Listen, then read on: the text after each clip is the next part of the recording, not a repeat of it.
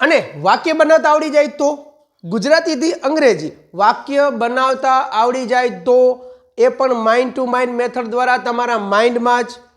તો પ્રેક્ટિસ કરશો.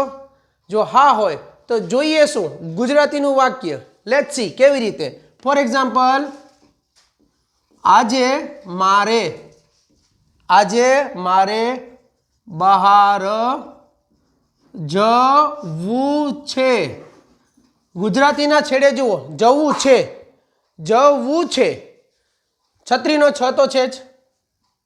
હવે જવું અહીંયા ઈચ્છા બતાવે છે.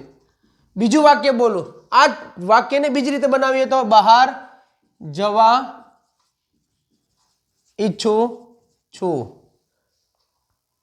આ રીતે જો તમારું ગુજરાતીનું વાક્ય તમે ક્લિયર કરો, કયા ટોપિક ઉપર? વ છે. અહીંયા શું આવ્યું?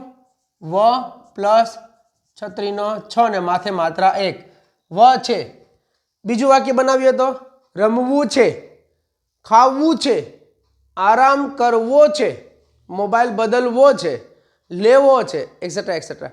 અત્યારે આઈથી બનાવીએ તો આજે એટલે ટુડે. પહેલાં લઈ લઈએ મારે. હંમેશા પોતાની વાત પહેલાં કરતા સબ્જેક્ટને આપણે મૂકીએ. મારે એટલે આઈ. હવે જવું છે એટલે ઈચ્છા માટે અંગ્રેજીમાં મૂકી દો વોન્ટ ટુ. અને જવું એટલે ગો.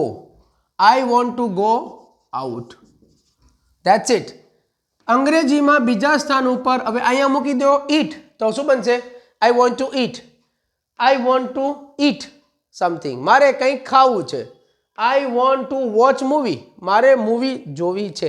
અંગ્રેજી શીખવા માટે ગુજરાતી જોઈએ. અને જો હોય ગુજરાતી તમારી પાસે તો થઈ જાવ તૈયાર. અંગ્રેજી will be easy for you. Thank you. મળીએ જલ્દી. જય હિન્દ.